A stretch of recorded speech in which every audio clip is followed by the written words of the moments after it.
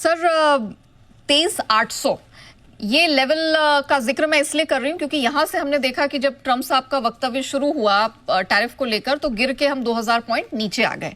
क्या अब लग रहा है जिस तरह का माहौल है हम 23,800 की तरफ बढ़ रहे हैं, क्या उसके लिए ट्रैक सेट हो गया है?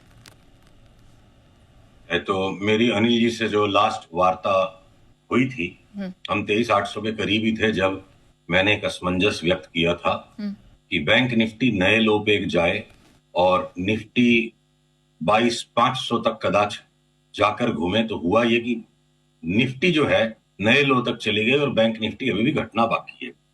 तो इस पुराने अपडेट से अगर पीसीआर मेरे स्क्रीन से इस चार्ट को शेयर करे तो उसके सहारे हम आगे की बात को करते हैं।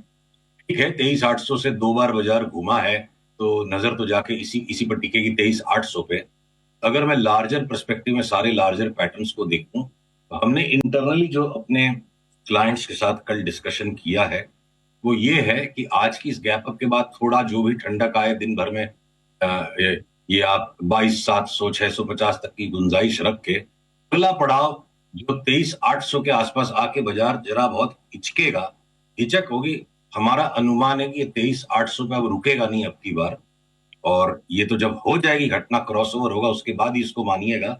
23,800 आते के साथ यहाँ पुराने दो टॉप्स को देख के हम प्रीएम्प्टिवली सेल न करने का प्लान लेके बैठे हैं इस अनुमान से कि 23,800 पे आके थोड़ा 1-2 दिन की हिचक के बाद तो अथवा बाजार निकल जाएंगे 24,000 की तरफ, 24,200 की तरफ।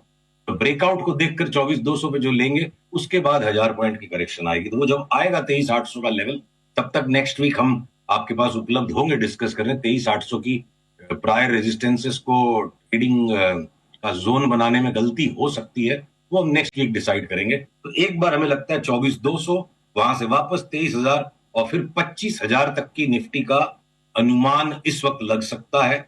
और ये सारा का सारा रैली पैटर्न होगा। लॉन्ग टर्म बुल मार्केट का जो कॉल हमने 30,000 का दिया था उसे पोस्टपोन्ड करना पड़ेगा। फिलहाल 25,000 तक की ये जो रैली है जिसमें सिलेक्टिवली बहुत शार्प मूवमेंट्स हो सकते हैं, बहुत फास्ट मूवमेंट्स हो सकते हैं, उसके बाद वापस बाजार एक अपने फाइनल लोज को टेस्ट करे 25,000 तक दिख जाए तो हो सकता है 24,200 के बाद भी नया लो आ जाए, हो सकता है 25,000 तक जाके आ जाए और उस फाइनल लो के बाद हम दोबारा अपने 30,000 के कॉल को रीएक्टिवेट करेंगे। सुशील जी, ये तो बात हुई निफ्टी बैंक निफ्टी की, लेकिन सेक्टर स्पेसिफिक नजरिया इस माहौल में कैसा बन रहा है? क्योंकि टैरिफ वॉर की बातें ऐसी हो रही हैं कि आए दिन कुछ नई नई घोषणाएं ट्रंप की तरफ से होती है। ऐसे में सेक्टर स्पेसिफिक अगर स्ट्रैटेजी रखनी हो तो वो कैसी रखी जाए? कौन कौन से सेक्टर आपको अच्छे लग रहे हैं? तो मैं चार्ट की भी बात करूंगा और जो ट्रंप साहब की आपने आलोचना विवेचना जो भी हमने जो भी शब्द सही बैठते हैं कि उनको लेके कंसर्न्स जो हैं, तो देखिए एक बात है, 90 दिन के लिए अगर बाकी सारे संसार के साथ उन्होंने मित्रवत आचरण अभी दिखा दिया है कि चलो मैं बाकी सबके साथ मित्र हूं 90 दिन के लिए, तो मुझे नहीं लगता है कि वो 90 दिन के पहले बाकी लोगों को परेशान करेंगे। गेम ये है बेसिकली इस बार का जो टैरिफ वॉर है वो बहुत रिफाइंड वर्जन है, बहुत एक्सटेंडेड वर्जन है ट्रंप एडमिनिस्ट्रेशन 1 में जो चाइना और यूएसए के बीच टैरिफ को लेके वॉर हुई थी, जिसके अंत में जाके कोविड भी हो गया, ट्रंप भी हार गए। बड़ी सोची समझी बहुत वेल प्लान स्ट्रेटजी के साथ इस बार लौटे हैं और इन्होंने किया ये है कि सारे संसार को अब चाइना के या तो खिलाफ कर दिया या चाइना से मौके छीनने के लिए तैयार कर दिया। चाइना पे prohibitive, not punitive, prohibitive tariff लगा दिया और 90 दिन की ये विंडो को और 90 दिन भी एक्सटेंड कर सकते तो संसार की बाकी सारी कंपनियां कंपीट करने की कोशिश कर सकती है कि जो चाइनीज एक्सपोर्ट्स यूएसए के अंदर अब असंभव प्रतीत हो रहे हैं, क्या हम उन्हें छीन कर उस व्यापार को ले सकते हैं। तो मैनेजमेंट बाय ऑब्जेक्टिव जिसे हम कहते हैं, चाइना की हानि में सारे संसार का हित है, इस वक्त गेम थ्योरी उन्होंने ऐसी बिछा दी है। तो ऐसे माहौल के अंदर एक बार के लिए जो भयंकर क्षति हो चुकी है स्टॉक प्राइसेस की, 1.5-2-2.5 महीने की एक तगड़ी रैली बन सकती है और रैली हो सकता है एक्सटेंड भी हो जाए।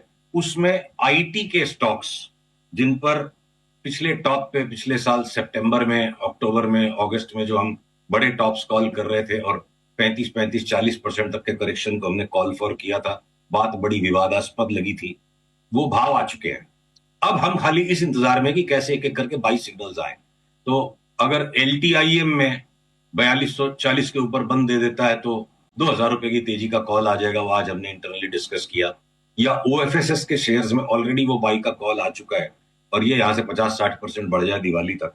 तो एक एक करके वो इन्फोसिस, विप्रो, टीसीएस, एचसीएल, टेक महिंद्रा, सब में मुझे लगता है अगले 5-7 दिन में वो बड़ी बाई के पैटर्न्स ट्रिगर हो सकते हैं।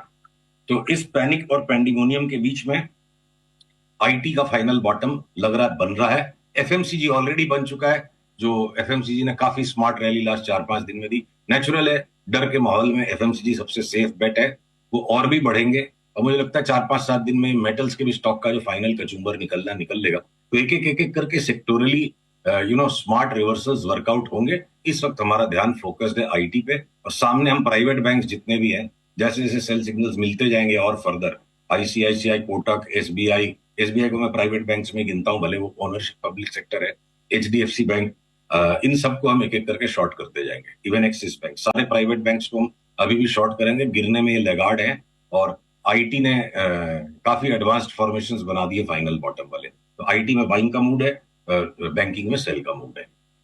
सर, आपने इक्विटी मार्केट की तो बात कर ली, लेकिन कच्चे तेल पर भी सुशील सर, मेटल्स पर क्या व्यू देंगे? जैसा कि आपने कहा कि अब अगले 3 महीने के लिए तो फिलहाल बाकी सब देशों को छोड़ दिया है, तो ऐसे में क्या मेटल स्टॉक्स का भी पेन है, वो यहाँ से धीरे धीरे आप कम देख रहे हैं, थोड़ा रिवर्सल दिखाई दे रहा है आपको? धीरे धीरे कुछ नहीं हो रहा है इस बाजार में। इस बाजार में आप पलक झपकाते हो तब तक सारा माहौल बदल जाता है। तो धीरे धीरे कुछ भी नहीं है, युग परिवर्तन यहाँ 2-2 दिन में हो रहे हैं। तो मेरे को लग रहा है बस अगले 2 से 3 दिन मैक्सिमम में अगर मिल जाए कोई मेटल्स में नीचे के भाव तो मिल जाए। तो स्क्रीन के ऊपर आपको अगर वापस पीसीआर को जहमत ना महसूस हो चार्ट दिखाने की, क्योंकि हाथ कंगन को आरसी क्या, पढ़े लिखे को फारसी क्या, चार्ट देख के ही बात करते हैं। क्रूड ने, ये कॉपर ने ऑलरेडी, देखिए कॉपर की चार्ट ने ऑलरेडी, अंडरलाइन कॉपर कमोडिटी ने ऑलरेडी एक तगड़ा रिवर्सल दे दिया है और अब ये यहाँ स्टेबिलाईज हो रहा है। तो जो Hindustan Hindalco, national aluminium, Hindustan copper, Hindustan zinc, इनकी इंडिपेंडेंट चार्ट्स को जो मैंने देखा, हो सकता है वो 2-3 दिन यहाँ थोड़ा सा धक्का खाने का काम कर ले। थोड़ा थोड़ा जो आखिरी का जिनकी भी शॉर्ट्स है वो समेटी जा रही है। तो एक फाइनल बॉटम अभी तक बना नहीं है इन इंडिविजुअल स्टॉक्स में। कॉपर कमोडिटी में बन गया है, जिंक में भी बन गया है। तो 2-3 दिन में हो सकता है कि कमोडिटी के नॉन फेरस स्टॉक्स के अंदर में वो फाइनल बॉटम बन जाए, जिसकी पुष्टि हम आपके साथ अगले गुरुवार को जब मुलाकात होगी तब दोबारा करेंगे। मेरे 22 जोन के हम करीब हैं, यहाँ सेल बिल्कुल नहीं करना है मेटल के स्टॉक्स को। तो आईटी के स्टॉक्स में चूंकि आपके यहाँ बड़ी रिटेल ऑडियंस और बड़े सेंसिटिव हो जाते हैं लोग, जो कल के लो थे वहां तक की बर्दाश्त रखिए। मैं एग्जैक्ट स्टॉप लॉसेस एक साथ 20 स्टॉक्स के आपको भी नहीं बता पाऊंगा, बताऊंगा भी नहीं। तो वो आईटी के स्टॉक्स मेरे को लगता है बहुत बड़ी चाल अब यहाँ से शुरू हो रही है और बिल्कुल फ्रेश मूव स्टार्ट हो रहा है। तो वहां पे खतरा सबसे कम है। मैं बैंक्स के स्टॉक्स के अंदर में जरा सा भी ऊपर की तरफ जहां रिबाउंड बनेगा, जैसे कोटक महिंद्रा बैंक ₹20 ₹25 बढ़ते के साथ मैं उसको बेचना शुरू कर दूंगा। या हो सकता है आईसीआईसीआई बैंक ₹20-25 बढ़े। आईसीआईसीआई, कोटक हमारी शॉर्टिंग लिस्ट में है और आईटी के स्टॉक्स हमारी बाइंग लिस्ट पे। अब आईटी में से कोई भी 4-5 स्टॉक्स चुन लीजिए।